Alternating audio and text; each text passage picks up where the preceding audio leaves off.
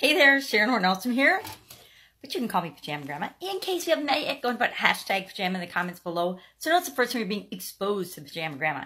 Today is day 404. I know, 404 days in a row of doing one thing a day that scares me. From the little journal book, do one thing a day that scares you.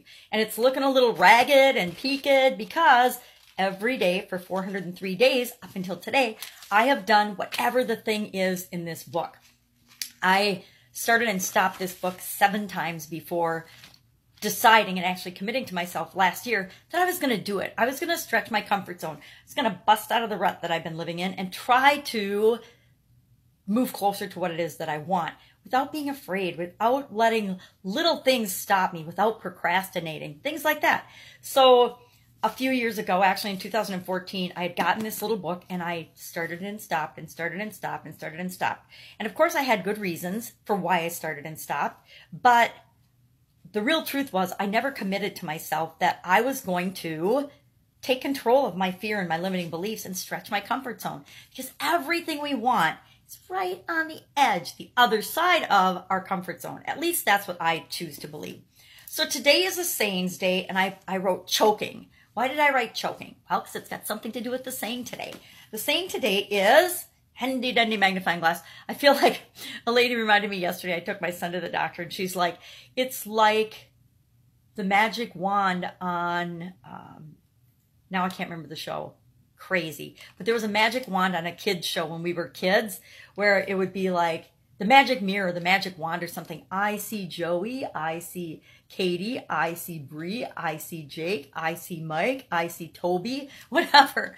I think it wasn't on Captain Kangaroo. Maybe it was. I don't remember. But my point is, I feel like that every time I wave my magic wand, and she brought that up and we all just laughed in the waiting room, because that's how we find fun moments. That's how we find things that don't scare us. That's how we stretch our comfort zone, interacting with other human beings. Because some of us are a little more introverted and shy around other people. So today, sayings day, and it's actually one of these checkbox quiz type things. It says, one cannot refuse to eat just because there is a chance of choking. It's a Chinese proverb. I love this because it tells us we can't be afraid to ever move or take action because of the possibility of something not working out, because of the possibility of something bad happening. I remember being at a Tony Robbins event, and one of the stories that he told at that event was to a woman that was afraid to get involved in another relationship. She had just gone through a nasty divorce and she was scared to get involved in another relationship. And he said, well, do you drive? And he started asking her questions about driving. And he's like, well, how can you possibly trust? Because she said she couldn't trust to get in another relationship. He said, well, how can you possibly trust that other drivers will stay on their side of the road, that you're not going to get in a car accident and die, that you're not going to get in a head-on collision because somebody else isn't going to follow the rules? And it was a really powerful example, and it stuck with me, obviously, to this day, knowing that you can't make all your choices and all your decisions of what you're going to do and what's right for you based on what other people are going to do, what the results are going to be, what the consequences of that choice are going to be. You always have to act on the choices that are right for you. The same is true of this. We're gonna keep eating even though there's a chance of choking. We're gonna keep walking even though there's a chance of falling down. We're gonna keep getting in relationships even though there's a chance of us getting our heart broken. It's better to get in a relationship and get your heart broken and experience the joy of love and being in a relationship with another person than it is to have never been in love, to never have experienced that joy and that bliss. So again, my opinion, feel free to differ or to argue with me. Go ahead, put in the comments below. That's the dumbest thing I've ever heard, Sharon. I would love to hear that. Not that I want people to disagree with me, but go ahead, disagree with me. I'm totally cool with that. So, chance of choking. So it says, our challenge today says, today I tried a new, and you got to check box one of these. A new food, a new market, a new restaurant, a new recipe, a new seasoning, or something even scarier. And I wrote down actually what I did last year had nothing to, or actually I did this in November 19th of 2017. I actually shared my book on a Facebook Live.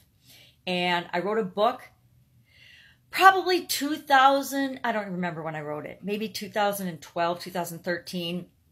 I wrote a book and put it on Amazon. And it's kind of a workbook type book that I used to get me through my sudden cardiac arrest and some really difficult times and some massive changes in my life. And I've never shared it with anyone. And I put it up on Amazon and I shared it in a Facebook Live back then. I should go find that Facebook Live because now I'm really curious what I said and what I did and what it was about.